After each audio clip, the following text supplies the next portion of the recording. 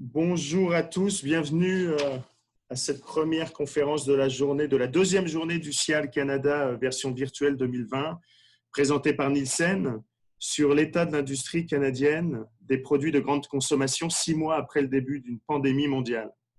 Cet été, les Canadiens ont vécu un certain confinement, suivant la tendance observée dans plusieurs pays du monde. Ils ont pu organiser des rencontres avec des petits groupes à la maison, retourner au restaurant, faire certaines sorties et voyager.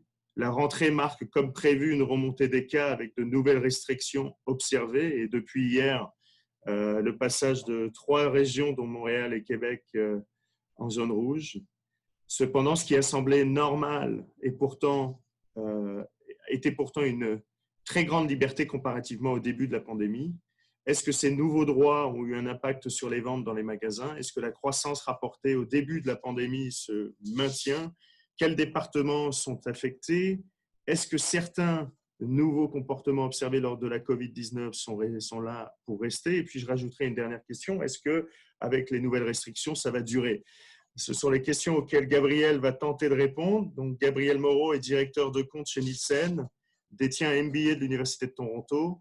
En travaillant de concert avec les manufacturiers en alimentation, il partage son savoir sur les tendances de consommateurs ainsi que son expertise en analytique afin d'optimiser leur stratégie de mise en marché pour l'ensemble du pays.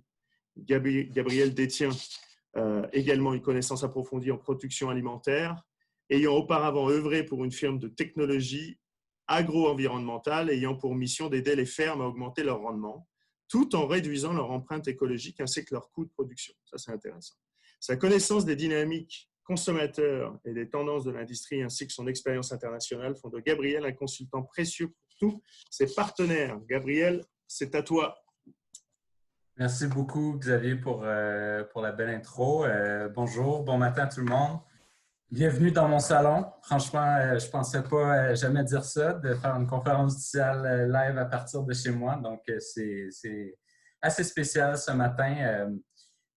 J'en profite là, pour remercier vraiment toute l'équipe du CIAL qui, je sais, a mis la main à la pâte pour qu'on ait un salon cette année. Je sais qu'il y a eu plusieurs bouleversements, il y a eu des reports. Ça n'a pas été facile, mais je pense que toute l'équipe a fait un excellent travail pour qu'on soit en mesure de se parler ce matin. Hier, j'ai assisté à plusieurs conférences. J'ai trouvé que ça se déroulait super bien. Il y a beaucoup de savoir, beaucoup d'informations qui sont partagées. Puis, ça reste l'industrie, l'événement de notre industrie de l'année à ne pas manquer. Donc, je suis bien content d'être avec vous ce matin puis d'avoir la chance de vous parler. Je vais présenter mon écran. Voilà. Donc, encore une fois, merci d'être là. C'est un peu un lendemain de veille, j'ai l'impression, ce matin, pour beaucoup de gens. On se retrouve dans les mêmes circonstances qu'on était il y a 6 mois, à quelques détails près. Donc, vous avez vu sûrement les nouvelles.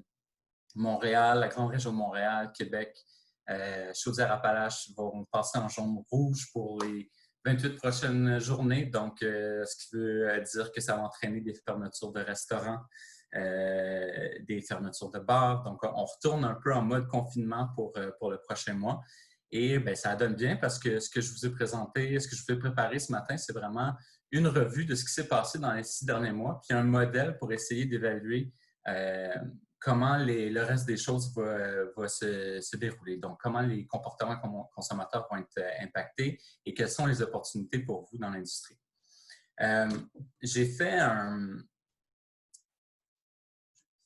petit exercice hier amusant. Je suis allé voir les manchettes de nouvelles et j'ai comparé le 27 mars au 27 septembre. Donc, c'est un petit jeu que je vous propose là, pour commencer, pour se réveiller. Il y a différentes manchettes ici.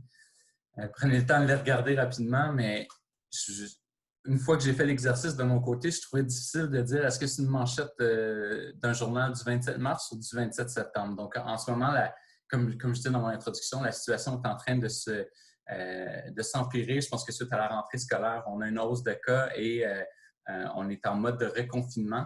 Puis, effectivement, la situation entre le 27 mars ou le 27 septembre, c'est assez similaire. Donc, pour ceux qui se sont prêtés au jeu, là, les manchettes entourées en bleu, c'est celles qui étaient publiées le week-end dernier, tandis que celles qui ne sont pas entourées, c'était celles du 27 mars. Donc vraiment, on retourne ici, là, quand on regarde l'échéancier de la crise. En février, on avait le calme en tempête. En mars, tout le monde capote. Donc, on a vu les gens commencer à acheter en grande quantité, à stocker des choses à la maison. Toute la crise du papier de toilette est arrivée. En avril, en mai, en août, on a commencé à avoir une stabilité, croissance stable. Cet été, on va le revoir ensemble. Puis septembre, octobre, j'ai rajouté ça en préparant ma présentation, mais impact du deuxième vague. En fait, on ne se pose plus la question est-ce qu'il va y avoir une deuxième vague. Ce matin, on est certain qu'on est dans la deuxième vague, puis comment ça va impacter notre industrie, comment ça va impacter les consommateurs, les comportements. Donc, c'est un peu ça qu'on va regarder ensemble ce matin. Quand on regarde les tendances pour toutes les ventes FMCG, donc tout ce qui est Consumer Packaged Goods, les biens de consommation, ce qu'on voit en fait, c'est qu'on a eu le pic vraiment au mois de mars. Les 2 dernières semaines de mars, vous voyez un pic à 3 milliards de dollars de ventes pour ces semaines-là. C'est énorme. Puis ensuite, on est retombé dans une nouvelle normalité, dans une stabilité. On voit un pic aussi au mois d'avril pour Pâques. Et puis, au courant de l'été, ça s'est stabilisé. Les ventes se sont stabilisées, mais sont demeurées beaucoup plus grandes que l'été avant suite aux restrictions aux fermetures de restaurants, par exemple. Donc, on voit une stabilisation vers 2,2, 2,3 milliards de dollars de ventes de l'industrie au courant de l'été. Puis, quand on regarde les dernières semaines, donc j'ai ajouté cette tendance-là. Le mois de septembre, on avait 3 semaines de données à pouvoir vous partager. On voit que ça s'inscrit toujours dans les mêmes tendances.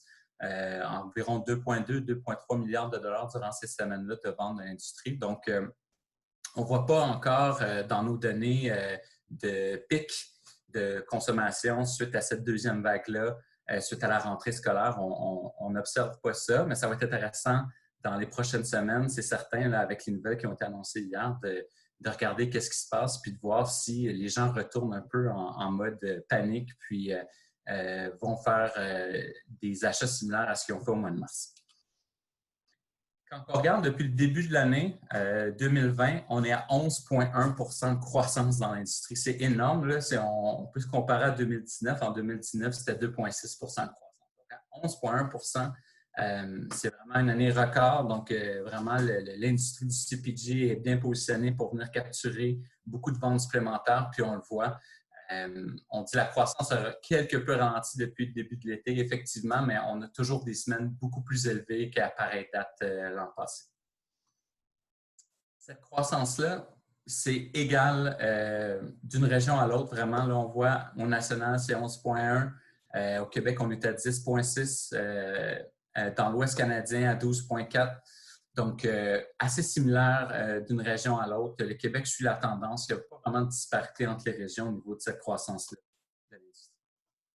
J'en ai parlé un peu il y a 2 diapos. Là, quand on regarde les ventes totales par semaine, j'ai mis sur cette diapo-là les ventes du 5 septembre, du 12 septembre et du 19 septembre. On voit que ça s'est vraiment stabilisé vers 2,2 milliards de dollars par semaine, environ 10 % de croissance versus l'année dernière, là, semaine après semaine. Et puis, quand on regarde la croissance en valeur absolue totale de l'industrie depuis le début de l'année, on est à 8,5 milliards de dollars. Ça, pour vous donner une référence, l'année passée, en 2019, l'industrie, en termes de croissance, a fait 2,7 milliards de dollars. Donc, on a dépassé le 3 fois plus de croissance qu'à l'année passée. Ce chiffre-là va seulement aller en augmentant, puisque chaque semaine, on engrange encore plus de croissance. Donc, vraiment, assez impressionnant au niveau de la performance de l'industrie dans les ventes d'épicerie de commerce de détail. Si on revient un peu au début de la pandémie, juste faire une petite parenthèse là-dessus, je sais que vous avez déjà entendu beaucoup de chiffres. Je vais juste prendre 2 minutes pour remontrer un peu les tendances qu'on avait observées à ce moment-là. Effectivement, chaque événement, chaque décision du gouvernement a eu un impact sur les ventes au pays. La plus grande, bien sûr, la fermeture de la frontière, les fermetures de restaurants, la fermeture des commerces, là, tout ce qui s'est passé autour du 15 au 25 mars. C'est vraiment là que la pandémie a débuté. Il y a eu un vent de panique au sein de la population. On voit bien les ventes qui ont augmenté à ce moment-là par 3 milliards de dollars. Quand on regarde catégorie par catégorie, on a vu les gens qui ont rempli le frigo, les gens qui ont rempli le congélo, les gens qui ont rempli l'armoire. Donc, regardez les différents chiffres là, pour ces catégories-là. Le beurre en augmentation de 115 %, les légumes congelés, les pizzas congelées, 150 %, 133 % de croissance au début de la pandémie. La levure, tout ça, les farines, on va en reparler un peu plus tard. 540 % de croissance pour les levures. Si vous cherchiez des levures au début, à la fin du mois de mars, c'est impossible à trouver. On va voir que ces tendances-là, en fait, la question est-ce que ça va continuer? Puis la réponse, c'est oui. On voit toujours ça, de moins grande envergure qu'on a vu au début de la crise. Mais les gens vraiment se sont lancés sur ces catégories-là, faciles à mettre au congélateur, ou des catégories pour faire son pain, pour faire sa cuisine. Donc, même au début de la pandémie, on voyait ces tendances-là. Bien évidemment, soins personnels, préparation pour la maison, donc les ventes de thermomètres, les ventes de désinfectants, de savon, des gants, des nettoyants pour la maison, toutes ces catégories-là, au début de la crise, on a observé énormément de croissance, effectivement, à ce niveau-là. Quelque chose d'hyper intéressant qui est arrivé au tout début de la pandémie. Donc, vous voyez, là, je regarde bien les 3 semaines au 28 mars 2020. Donc, grossièrement, on regarde le mois de mars ici. Puis on regarde la croissance en termes d'importance des marques. Donc, on a le top 20 en haut, le top 20 des plus grandes marques au Canada. Ensuite, top 20-21, les marques qui sont à l'extérieur du top 100, puis les marques privées. Ce qu'on voit, c'est qu'en tout début de pandémie, le top 20 et le 21 à 100, c'est eux qui ont eu beaucoup de croissance, à 44 % 45 % de croissance, tandis que les plus petites marques, à 24 % de croissance, ils ont souffert un peu. Donc, ça, pour les habitués de Nielsen, ça fait très longtemps qu'on démontre que toute la croissance de l'industrie, année après année, est dans les plus petites marques, donc dans les marques là, qui ne rentrent pas dans le top 100 et puis dans les marques privées. Donc, au début de la pandémie, on a assisté vraiment à un revirement de situation là-dessus. Les gens se sont lancés vers peut-être des marques connues, il y a peut-être moins d'exploration de catégories, donc on se retourne vers des produits qu'on connaît, on se retourne vers quelque chose qui est plus safe, entre guillemets. Et ça, c'est vraiment intéressant comme dynamique parce que c'était la première fois qu'on observait ça versus les années précédentes où les plus petites marques généraient beaucoup de croissance. Donc ça, c'était vraiment en début de pandémie. Cette mentalité-là est vraiment demeurée. Puis je pense qu'avec les nouvelles qui sont tombées hier, ça va continuer d'aller dans ce sens-là. Vous voyez les chiffres ici de notre sondage qu'on a fait durant l'été. 52 % des Canadiens disent être préoccupés par les pénuries alimentaires au cours des 3 prochains mois. Donc, encore vraiment une mentalité de ça se peut qu'on manque de certains produits à l'épicerie. Donc, peut-être qu'on va en acheter plus quand ceux-ci sont disponibles, puis on va les garder à la maison. À ce sujet-là, il y a 18 % des Canadiens qui disent que ça pourrait prendre jusqu'à 10 mois pour utiliser les articles achetés lors du stockage. Donc, il y a des gens qui sont préparés pour subsister longtemps sans faire l'épicerie. Une dizaine de mois là, pour 20 % des Canadiens. Donc, vraiment une mentalité qui perdure. Puis, je pense qu'il va continuer de perdurer, comme je disais, avec les nouvelles qui sont arrivées. Maintenant, regardons ensemble un peu plus ce qui s'est passé au courant de l'été, puis essayons de prédire du mieux possible avec les informations qu'on a aujourd'hui comment notre industrie va réagir dans les prochains mois face aux nouvelles qui sont tombées, face à la nouvelle réalité qu'on observe dans l'industrie. Pour faire ça, Nielsen a identifié 4 modèles émergents, 4 différentes manières d'analyser ça. Ça a l'air bien compliqué, c'est un peu une salle de consultant, mais en gros, les 4 points, c'est qu'est-ce que les consommateurs vont acheter, où les consommateurs vont consommer ce qu'ils ont acheté, pourquoi ils ont acheté ce qu'ils ont acheté, puis combien ils vont dépenser, combien ils vont acheter. Donc, vraiment, c'est quoi, où, pourquoi et puis combien. Et c'est vraiment les quatre lentilles, les 4 thèmes qu'on va utiliser pour analyser la situation de cet été puis de ce qui s'en vient dans l'industrie. Donc, le premier point, c'était l'ajustement du panier, la remise à zéro du panier. Donc, effectivement, là, avec les nouvelles réglementations, on a des anciens besoins, on a des nouveaux besoins. Les consommateurs doivent faire face à une nouvelle réalité et puis on fait un reset sur le panier, une remise à zéro, puis on voit des changements au niveau du panier d'épicerie. En rafale, je vais vous montrer quelques achats cet été, quelques catégories, quelques tendances qui démontrent bien ça. On avait un article dans la presse, il y avait des pénuries de headsets dès le 1er juillet, donc des gens qui travaillent dans leur cours, qui ont acheté beaucoup de headsets, il n'y en avait plus à vendre, c'était pas possible d'en retrouver. 57 % de croissance sur les produits pour pelouse, 9 % de croissance pour les terres pour gazon. Donc, on voit encore tout ce qui est le jardinage, l'entretien de la maison, ça a vraiment pris de l'importance cet été. Les gens n'ont pas pu voyager, bien, sont allés au chalet. Et tous les produits qui se retrouvent dans cet environnement-là, on voit beaucoup de croissance aussi durant l'été. Donc, protection pour moustiques, le spray anti-moustique, les briquets jetables, lampes de poche, les bûches de bois, 23 % de croissance versus la même période l'année passée. Donc, vraiment, ça, c'est des nouveaux articles qui se retrouvent dans le panier qui n'étaient pas nécessairement là avant, dû à nos nouveaux modes de vie et aux restrictions de voyage qu'on a vécues cet été. Les jeux de cartes, c'est cocasse, mais 64 % de croissance sur les jeux de cartes. Donc, on a beaucoup de gens qui ont joué au poker puis au bridge cet été dans le chalet. Donc, une autre catégorie là, qui a vraiment bénéficié de la situation cet été. Francis Parisien, mon patron, m'a montré cet article-là. Je trouvais ça intéressant. Chacun cherche son chat.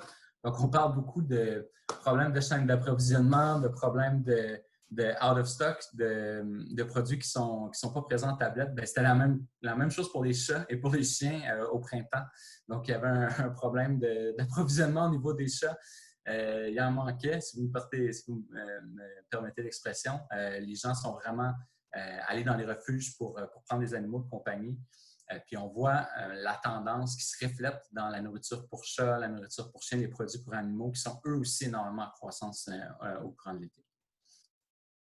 Finalement, on parle du nouveau panier. C'est sûr que le désinfectant pour les mains à 1260 % de croissance, c'est une des catégories qui a énormément bénéficié de la crise, puis c'est une tendance qui continue. On a eu des gros pics de vente au début, mais c'est une catégorie, pas une nouvelle catégorie, mais une catégorie avec une toute nouvelle dynamique qui est probablement là pour rester. En tout cas, ce qu'on voit dans les chiffres de vente, c'est que c'est une tendance qui se continue à travers l'été. Donc, je parle du panier, je parle du reset sur le panier.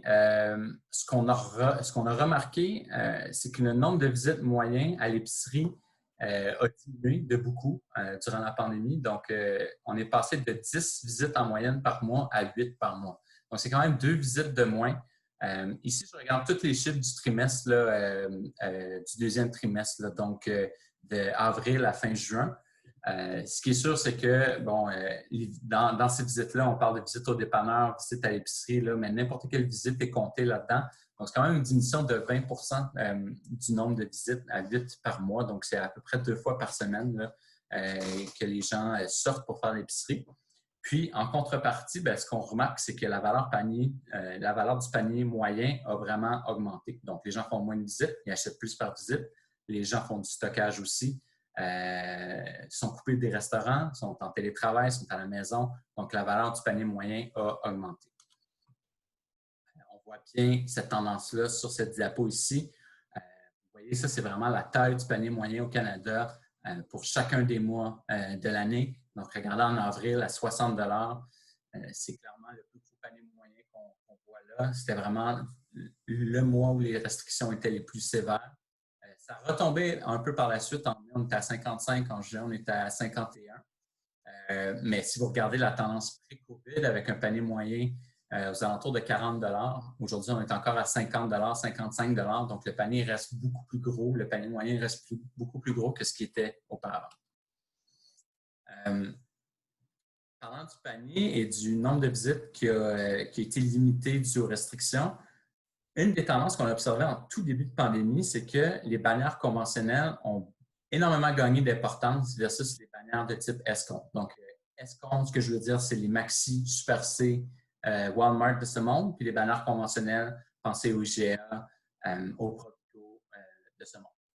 Donc, si vous regardez bien, aux alentours du mois de mars, les bannières conventionnelles, c'est vraiment leur importance, leur part de marché au niveau du Canada, ont vraiment eu un saut, une tendance à la hausse. On passait à 60 % d'importance versus 40 % pour les bannières d'escompte. Ça, c'est la première fois qu'on voit ça chez Nielsen en plusieurs années, les bannières conventionnelles qui gagnent de l'importance sur les escompteurs. Quand on regarde la tendance sur le plus long terme, On regarde l'été, la fin de l'été, le mois de septembre. C'est intéressant. L'importance de ces bannières d'escompte-là est redevenue exactement ce qu'elle était avant la fin de pandémie. Donc, hier, je me suis amusé à regarder dans mes chiffres.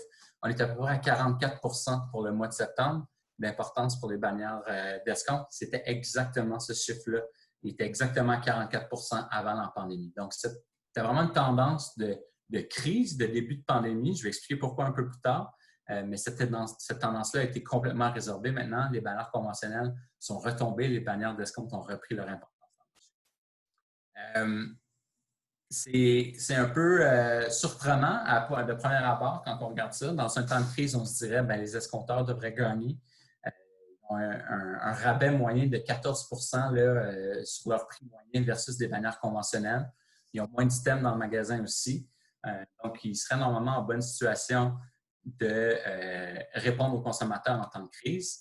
Par contre, et puis en passant, c'est ça qu'on a vu en 2008 quand il y a eu une récession, la crise financière de 2008. On a vu que les bannières escomptes ont vraiment gagné de l'importance à ce moment-là.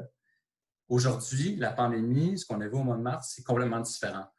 Les Canadiens voulaient vraiment ne faire qu'un seul arrêt pour tous leurs produits, donc produits de pharmacie, produits d'épicerie. Ils ne voulaient pas aller faire différents endroits. C'est ce qui est bien compréhensible. Donc, il y avait 70 des Canadiens qui disaient faire des achats dans les magasins pour trouver tout ce qu'ils ont besoin à un seul arrêt. Donc, le fait que les bannières conventionnelles ont plus d'items, ont souvent une section pharmacie bien complète, ça permettait aux gens d'aller seulement faire une visite et puis de répondre à tous leurs besoins. Donc, c'est pour ça, c'est vraiment différent de la crise de 2008. On a vu cette augmentation-là des bannières conventionnelles dans le marché à ce moment-là. Aujourd'hui, je pense que les gens sont un petit peu plus à l'aise d'aller faire leur épicerie. Ils ont différents moyens aussi de faire l'épicerie. On va voir l'arrivée des ventes en ligne qui viennent vraiment combler un besoin également. Mais aujourd'hui, je pense que le one-stop shop est peut-être un petit peu moins important que ce qui était au mois de mars, ce qui explique le retour des bannières escomptes au niveau de l'importance dans le marché.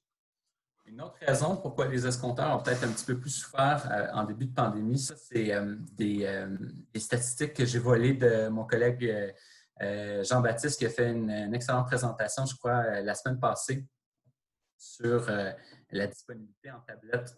Et puis, ce qu'on voit, en fait, le OSA rate, c'est vraiment le on-shelf availability. Donc, c'est un métrique pour calculer la disponibilité des items sur les tablettes. Regardez en temps de COVID, les bannières conventionnelles étaient à 91,2 en perte de 3 points, tandis que les bannières escompteurs à 88 en perte de 5,5 points versus le pré-COVID. Donc, les bannières de type escompte ont eu un petit peu plus de problèmes au niveau de la disponibilité des items en tablette. Quand on parle de problèmes de disponibilité, ça a des impacts sur les détaillants. Donc, quand un consommateur va magasiner, faire son épicerie, cherche un item spécifique et il y a une rupture de stock, on voit que 27 de ces achats-là sont remis à plus tard. 10 des achats sont faits dans un autre magasin. Donc, il y a un switch qui se fait au niveau du magasin. Puis 7 des achats, il y a un switch vers l'achat en ligne. Donc, au total, c'est 44 de perte pour ce détaillant-là qui a une rupture de stock. Et on a calculé que pour le COVID, c'est-à-dire de mi-mars à mi-mai, l'industrie du détail a perdu 1,2 milliard en vente incrémentale avec toutes les ruptures de stock qu'on a vues au niveau de l'industrie. Donc, juste pour résumer, là, mon point sur les escompteurs, ils ont souffert un peu plus à cause du one-stop shop. Les gens voulaient aller dans les bannières de type conventionnel pour tout trouver sous le même toit, puis aussi les out of stock, les ruptures de stock qui ont joué un rôle certain aussi sur la perte de vitesse de ces bannières. J'ai mentionné quelques fois le commerce en ligne. Regardez les chiffres que j'ai ici, c'est 113 %. Je regarde le deuxième trimestre de l'année, 113 % de croissance en volume pour le commerce en ligne quand on regarde les achats d'épicerie. 20 % pour les bannières d'épicerie, 13 % pour les dépanneurs, 10 % pour les clubs entrepôts. Donc, la belle croissance pour tous les réseaux, mais le commerce en ligne ressort vraiment gagnant de la crise. Pharmacie, magasin de santé naturelle, un peu en perte de vitesse. Quand on parle du commerce en ligne, moi, je suis toujours énormément heureux et surpris de voir ces chiffres-là. Donc, on était à peu près à 2 part de marché là, de l'ensemble des bannières au détail canadiennes. Le commerce en ligne valait à peu près 2 points avant la pandémie. On est rendu là, en Q2 2020, on a mesuré, c'est 4,2 % des ventes qui sont faites en ligne au Canada. C'est énorme, ça a doublé. Donc, effectivement, le 113 % de croissance, c'est vraiment un saut important. Puis, on va voir au fil des diapos que je vais vous montrer qu'on pense que c'est une tendance qui va rester, du moins pour le court et moyen terme.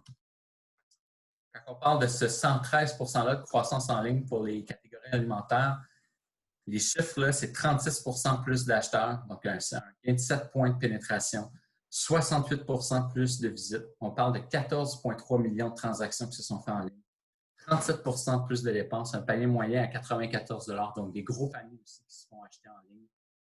Donc, c'est vraiment des statistiques impressionnantes là, quand on jette un regard sur ce qui s'est passé au deuxième trimestre. Le commerce en ligne qui a vraiment le vent dans les voiles. Puis, il ne faut pas penser que c'est juste les jeunes qui font ces achats-là, que c'est une stratégie qui est plus tournée vers les milléniaux. En fait, 44 % des gens qui ont acheté en ligne pour la première fois dans le temps de crise, bien, il y avait plus de 55 ans. Donc, c'est presque la moitié des nouveaux acheteurs, c'est des gens de plus de 55 ans, les boomers. Donc, c'est pas seulement pour une tranche de la population. Je pense que ça a été démontré que c'est une solution qui est viable pour vraiment tout le monde dans la société. Et les catégories, quand on regarde les croissances en ligne, il y a un an, quand on parlait en ligne, on parlait souvent des couches, du café, des choses qui sont faciles à acheter en grande quantité, à se faire livrer. Bien, aujourd'hui, quand on regarde les catégories qui sont en croissance dans les ventes en ligne, c'est toutes les catégories alimentaires. Regardez, fruits et légumes, ça, c'est des produits frais à 197 %, le fromage, le lait. Donc là, il n'y a plus cette espèce de restriction-là qu'on se dit, oui, je vais commander des choses en ligne, mais ça va être un paquet de couches pour mon enfant, puis ça va être pas mal ça. Tous les produits frais ont connu beaucoup de croissance aussi, et non pas juste les produits préemballés qui peuvent se garder dans le garage. Donc, un gros changement au niveau de la taille des paniers en ligne, au niveau du nombre de gens qui achètent en ligne, mais aussi des catégories qui se retrouvent dans ces paniers-là. Il y a eu des belles innovations aussi pour aider ce commerce-là en ligne. Celle-là, je l'ai trouvé plutôt drôle.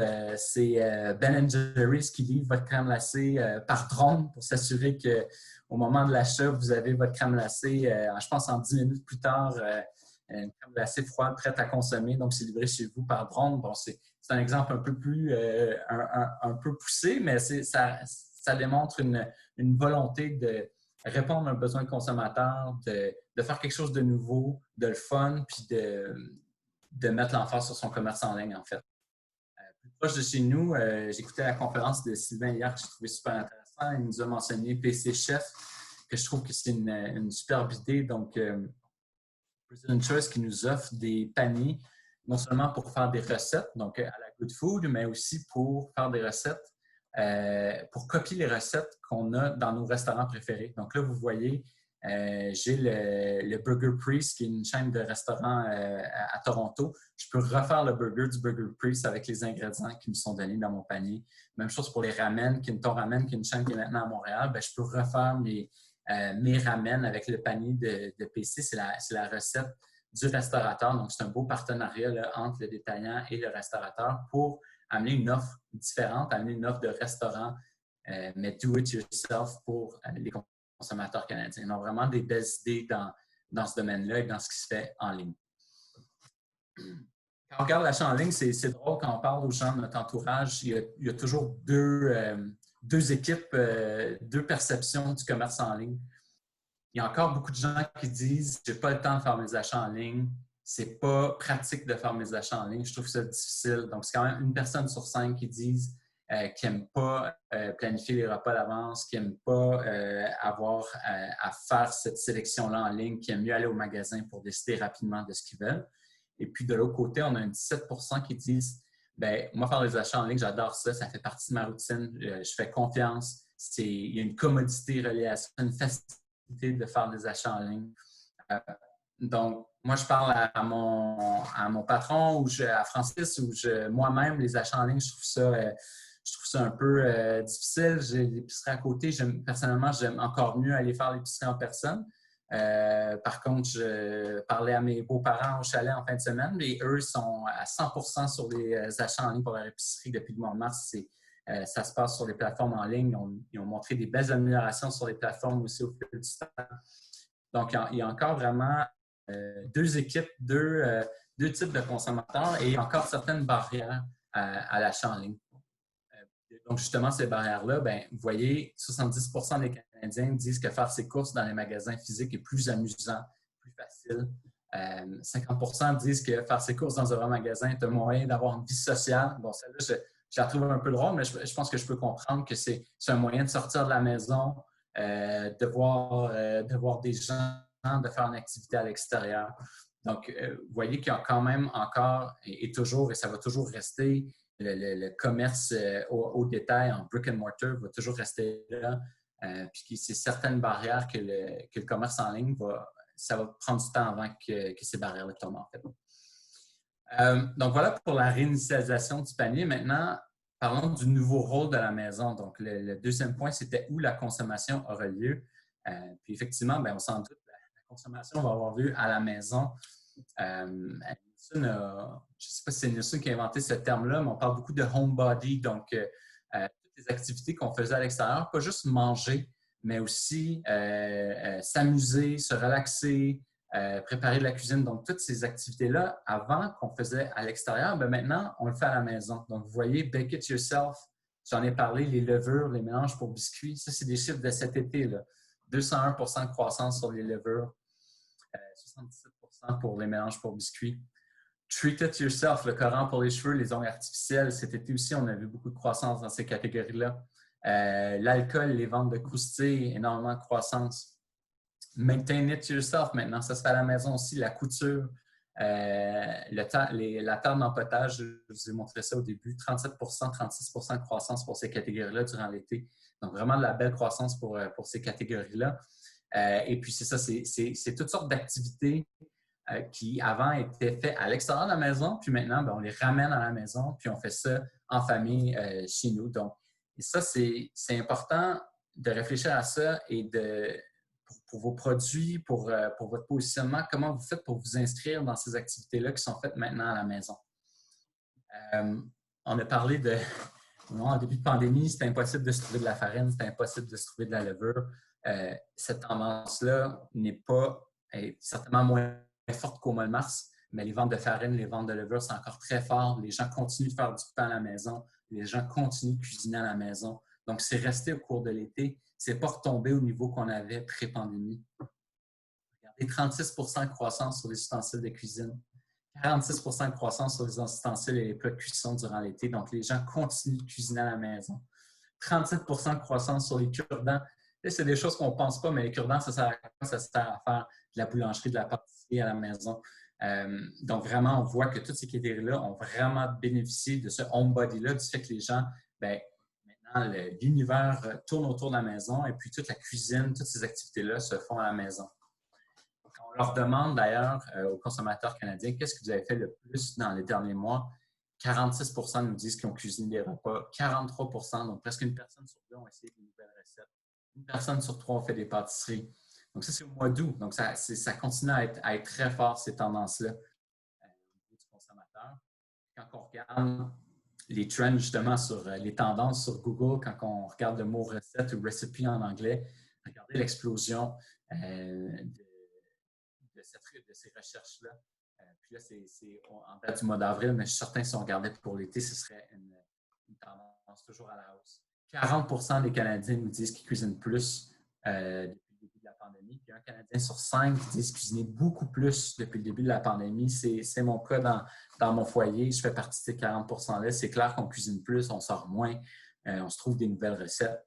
Donc, il y a plein d'opportunités, et pour les détaillants et pour les manufacturiers, de venir s'inscrire dans ces nouvelles tendances-là.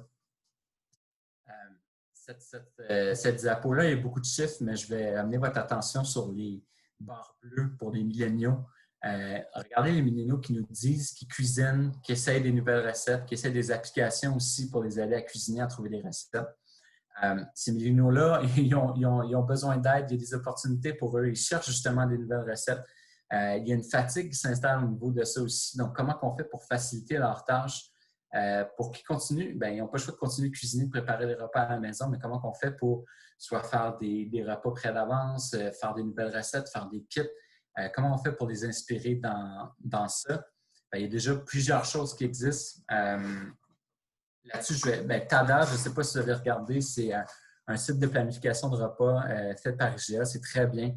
Vous avez des recettes disponibles. Ça vous permet de mettre les items dans votre panier. Vous pouvez passer votre commande en ligne directement suivant les recettes. Donc, c'est vraiment des nouvelles méthodes, des nouvelles manières de faire qui s'inscrivent très bien dans ces tendances-là de plus en plus de cuisine à la maison. Donc, il y a Uber Eats aussi maintenant qui commence à s'affilier avec les épiceries pour faire les livraisons à la maison. Donc, il y a vraiment plein de belles opportunités et pour les détaillants et pour les manufacturiers. Les boîtes repas, on n'a pas les chiffres directement là, des boîtes repas, mais quand on regarde Good Food qui engage 500 employés de plus, je pense que c'était au mois de mai, les actions d'HelloFresh aux États-Unis qui ont eu un boost de 70 %. En général, je pense que ça va bien pour les boîtes repas. Les gens aiment ça, les gens l'utilisent. Maintenant, comment on fait pour se retrouver là-dedans et pour réinventer ça aussi? Parce qu'il y a une fatigue qui s'installe dans les boîtes repas aussi. Moi, j'en fais partie des gens qui utilisent ça de temps en temps pour m'enlever le poids, le fardeau de faire des recettes à la maison. Mais souvent, c'est les mêmes recettes qui reviennent. Donc, comment on fait pour réinventer un peu ces boîtes repas-là? C'est des questions aussi, puis des belles opportunités pour tout le monde. Maintenant, le pourquoi. Pourquoi ils font les achats? On a vu la réinitialisation du panier. Pourquoi les consommateurs achètent ce qu'ils achètent dans leur panier? Mais c'est sûr qu'en début de pandémie, même au courant de l'été, on voit les gants jetables, les thermomètres, tout ce qui répond à un certain besoin au niveau de la santé. Ces catégories-là, effectivement, c'est un nouveau besoin, ça fait du sens. Les gens en achètent plus. Les masques, on a trouvé ça drôle. Chez Nielsen, on ne les traque pas. Ce n'est pas des catégories qu'on mesure pour l'instant. C'est tout nouveau. Tu sais, des masques en épicerie, c'était pas vraiment quelque chose qui était fort avant la pandémie, donc on ne sait pas, mais la croissance là-dedans doit être énorme. Donc, bien sûr, ça répond à un nouveau besoin. Mais si on regarde au courant de l'été, par exemple, il y a le besoin, la santé, la propreté, on a besoin de masques, on a besoin de gants, mais on a aussi besoin de se faire plaisir. Quand on regarde les produits d'aromathérapie, les bougies, le pain moussant à 24 % de croissance, c'est tous des produits pour se faire du bien, pour relaxer. Puis ça aussi, ça fait partie des nouveaux besoins consommateurs. Je pense que le fait qu'il n'y a pas vraiment eu de vacances, il n'y a pas vraiment eu de voyage, il y a beaucoup de stress, il y a des tensions reliées aux emplois, tout ça, bien, il y a un certain besoin à quelque part, toujours à la maison, d'amener ce côté-là, relaxation, vacances, détente. À ce sujet-là, il y a un super bel article d'un de mes collègues de Nielsen aux États-Unis qui explique pourquoi en ce moment, justement, on voit, puis ça, en ce moment, c'est cet été, là, c'est au mois de septembre, au mois d'août, pourquoi on voit les ventes d'alcool, de luxe, les champagnes, tout ça, pourquoi ça explose, les sushis, pourquoi ça explose, puis pourquoi aussi on pense qu'au courant de l'automne, on va peut-être voir une diminution de cette tendance-là. Donc, c'est logique, tu sais, puis je pense que tout le monde l'a vécu un peu cet été, tout le monde avait besoin de décrocher, tout le monde avait besoin de célébrer, de prendre des vacances à la maison, en chalet, d'acheter des bons produits, de se gâter un peu. Mais c'est sûr que ces tendances-là qu'on a vues, on prédit certainement à l'automne que ça va se résorber. Je pense que les nouvelles qui sont tombées hier, c'est sûr aussi que ça met un stress financier, ça met un stress additionnel sur la population. Donc, on pense que ça va peut-être se calmer suite à la fin de l'été puis à la deuxième vague qui s'installe. Mais on a vraiment remarqué au courant de l'été que toutes ces catégories-là, un peu plus de luxe, il y avait vraiment beaucoup de croissance là-dedans. Les nouveaux besoins de consommateurs aussi, je pense qu'il y a eu beaucoup de sensibilisation sur tout ce qui est chaîne d'approvisionnement, puis l'importance de consommer local. On en parlait beaucoup en début de pandémie, mais ce n'est pas des tendances qui se sont éliminées au courant de l'été. Vous voyez, ça, c'est notre résultat de sondage qu'on a fait là, en août 2020. Et puis, 82 % des consommateurs estiment que les détaillants doivent offrir beaucoup de produits locaux.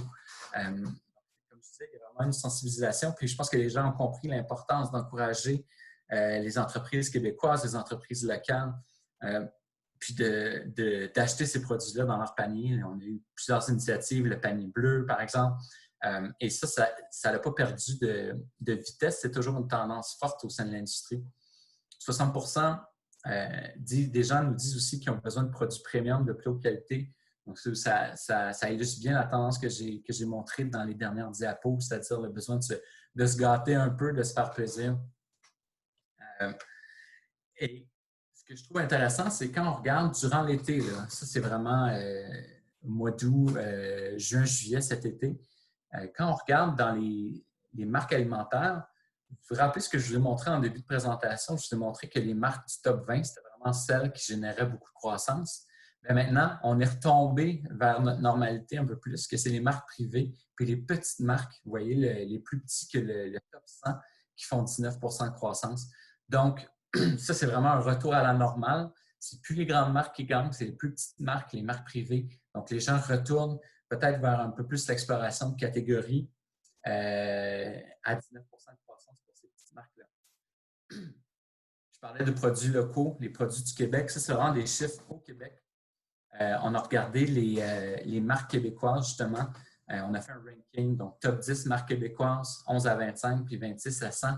On regardait, il y a beaucoup de croissance à 13, 15 % 28 %, mais c'est encore là, c'est les plus petites marques québécoises de 26 à 100 qui font 28 % de croissance. Donc, oui, le besoin de produits locaux, mais aussi peut-être le retour à une exploration de catégorie, à une curiosité, puis on s'éloigne des tendances qu'on a observées en début de pandémie, les tendances qui amenaient les consommateurs à acheter des produits plus connus, des produits de grandes marques, pour peut-être là s'assurer d'une certaine qualité, s'assurer qu'on achète un produit qu'on connaît versus une exploration de catégorie. On parle de marques locales, c'est des belles opportunités ça pour tout le monde. Il y a certaines catégories qui en ont beaucoup, puis il y a certaines catégories que c'est presque inexistant. On a fait l'exercice pour le Québec.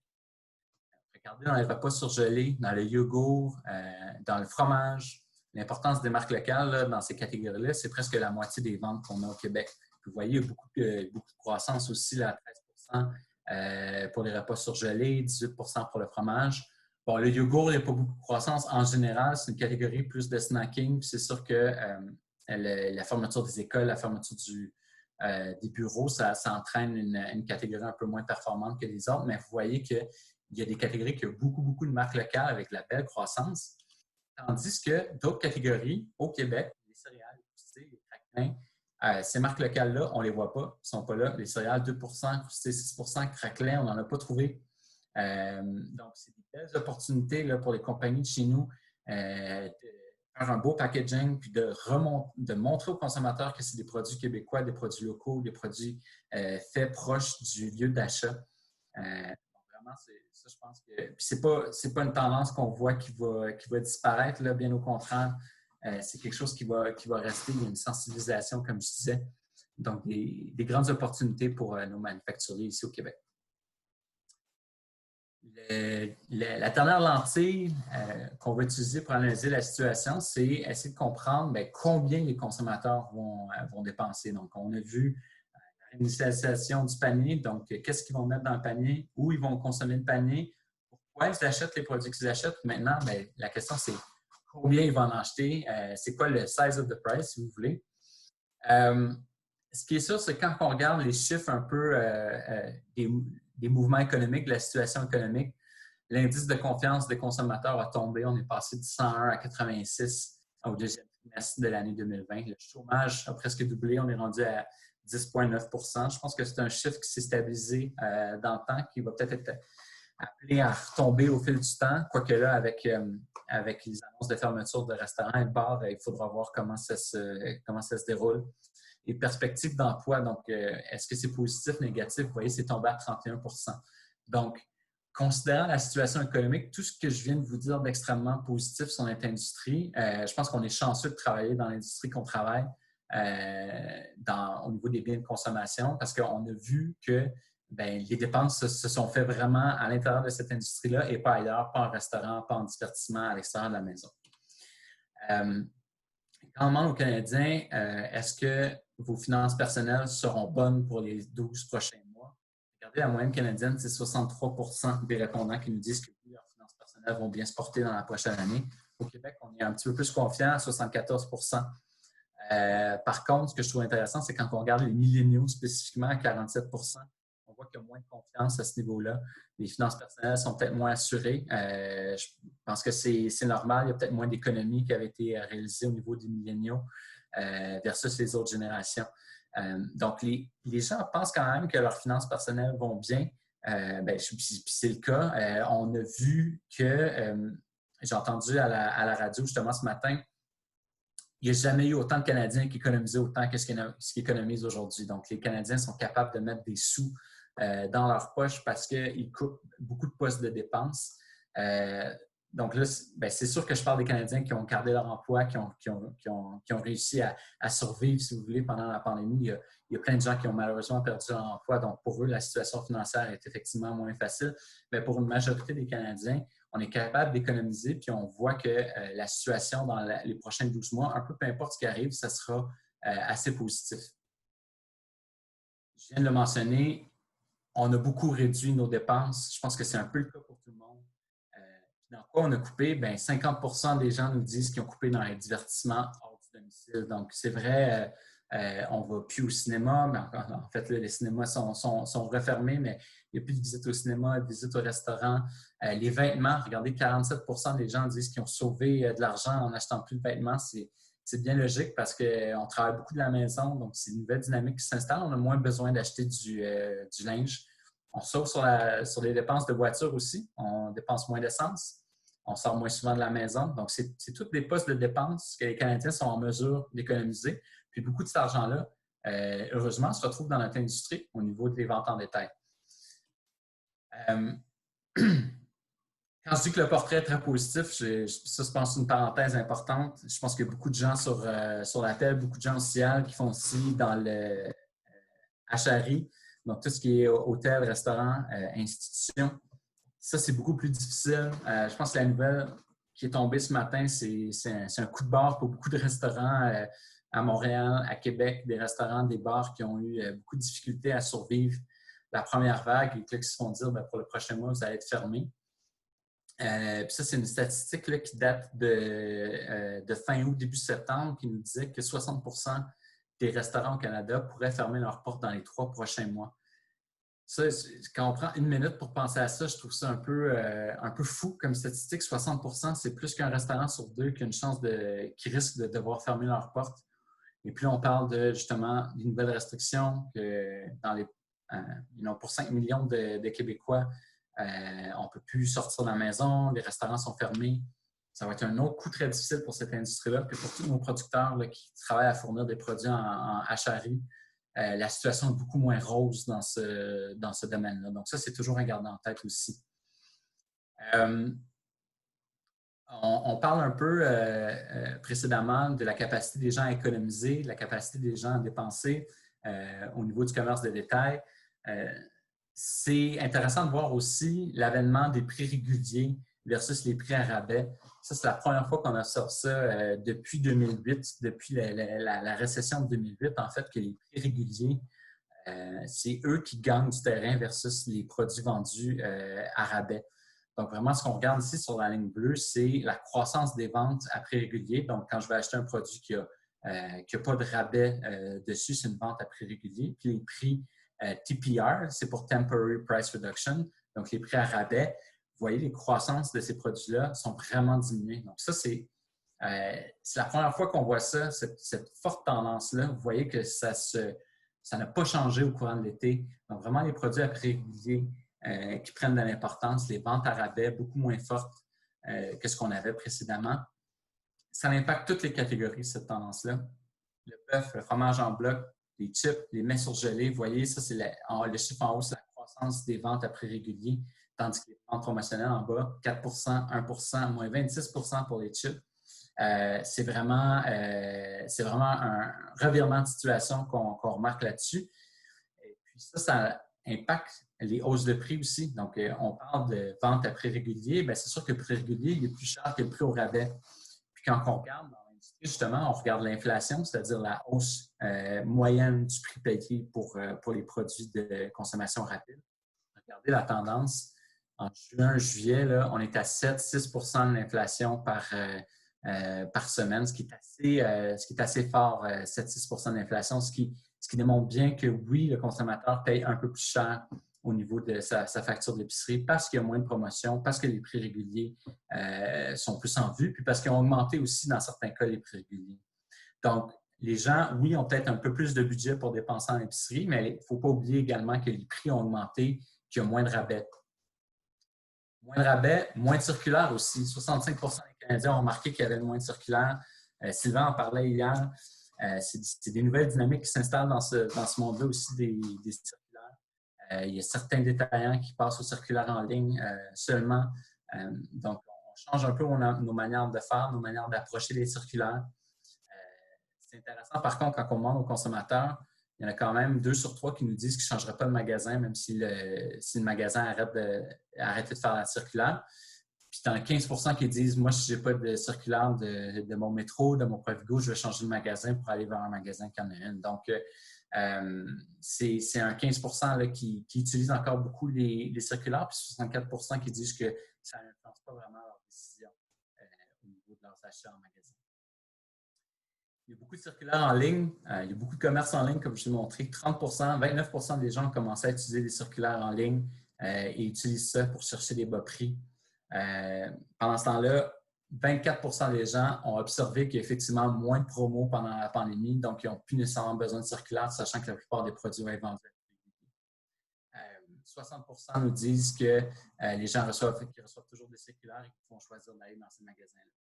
Donc, les circulaires, oui, on passe en ligne. Oui, le commerce en ligne bénéficie des circulaires. On a des nouvelles approches, mais c'est vrai aussi qu'il y en a peut-être moins. Il y en a peut-être moins eu. Il y a moins de ventes au rabais. Pendant le début de la crise, je pense qu'il y a certaines bannières qui ont mis le circulaire sur pause, justement pour s'assurer d'avoir les stocks nécessaires. Donc, ça aussi, c'est une nouvelle dynamique qui vient impacter le prix moyen payé en magasin. Il me reste 8 minutes. J'ai presque fini. Ce qui est sûr, c'est que la conversation va continuer. Ça, c'est moi qui ai travaillé sur la présentation hier. Le gars annonce faire des décisions d'ici à 17h30. Bien, c'est fait. Je les ai bien résumées en début de présentation. Ça va être hyper intéressant de continuer de suivre les tendances là-dessus. Qu'est-ce qui va se passer au mois d'octobre? Est-ce qu'on va retourner un peu en mode crise, c'est-à-dire faire du stockage, acheter beaucoup de papier de toilette et autres produits? Ça va être intéressant de voir ça. Nous, ce qui est sûr chez Nielsen, on va continuer de suivre la situation de très proche.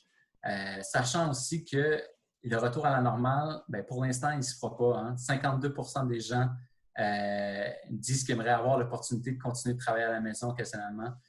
Un quart des gens nous disent qu'ils veulent travailler exclusivement à la maison à partir d'aujourd'hui. Donc, le travail de la maison va continuer à être là. La flexibilité du travail à la maison, ça plaît à beaucoup de monde. Donc, on pense que ce qu'on observe en ce moment, tout ce que je vous ai parlé au niveau du home body, des activités qui se font à la maison, ça va continuer.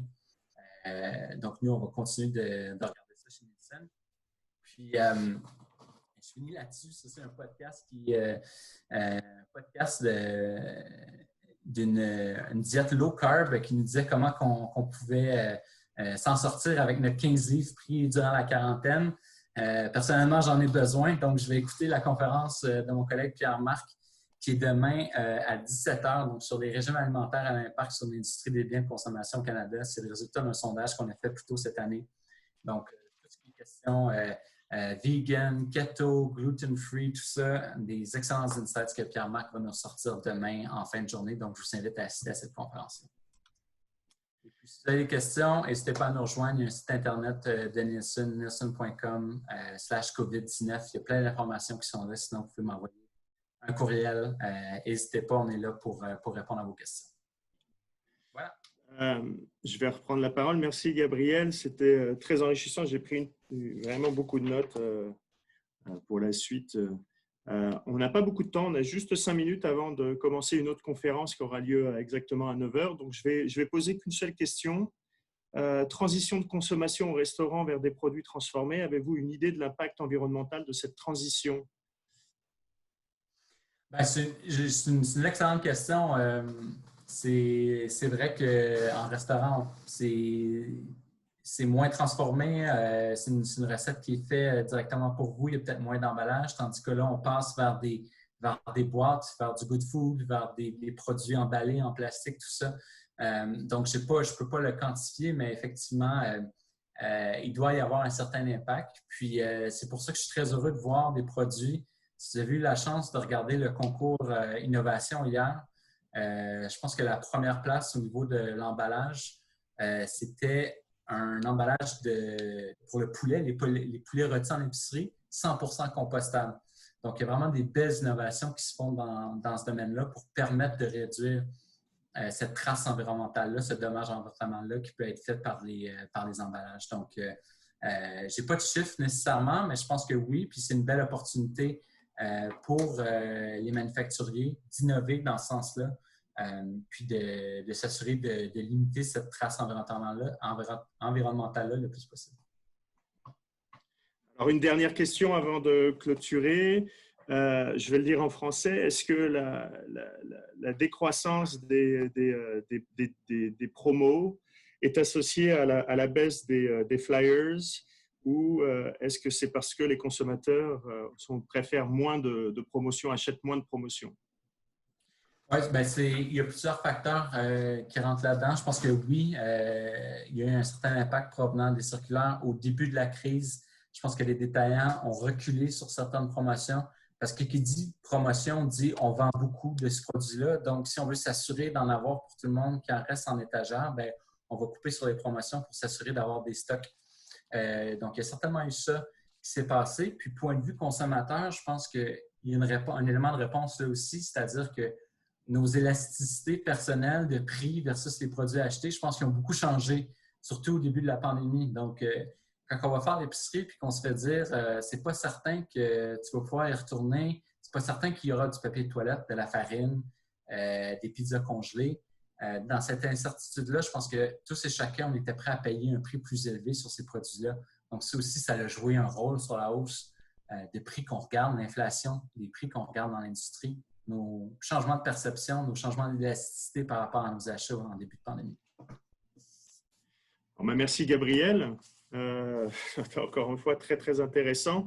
Je voudrais remercier Nielsen, qui est un partenaire d'ailleurs de notre événement depuis plus de 10 ans, que ce soit à Montréal ou à Toronto. C'est toujours un grand plaisir de travailler avec l'équipe de Francis Parisien en particulier, mais aussi l'équipe de Toronto. Je rappelle à notre audience que cette conférence sera rediffusée sur la chaîne YouTube du Ciel TV et aussi sur la partie, vous pouvez la retrouver sur la partie du salon virtuel où il y a marqué section conférence de rediffusion. Merci Gabriel pour ton temps, pour cette première conférence du matin. Je dis merci à tous ceux qui ont été présents. Il y avait à peu près 60 personnes qui se sont connectées ce matin. Et merci encore de soutenir le Ciel version virtuelle. Je vous souhaite à tous une belle visite encore du salon virtuel. Il y a des tas de clients qui vous attendent. Et puis, il y a les conférences qui continuent. À bientôt.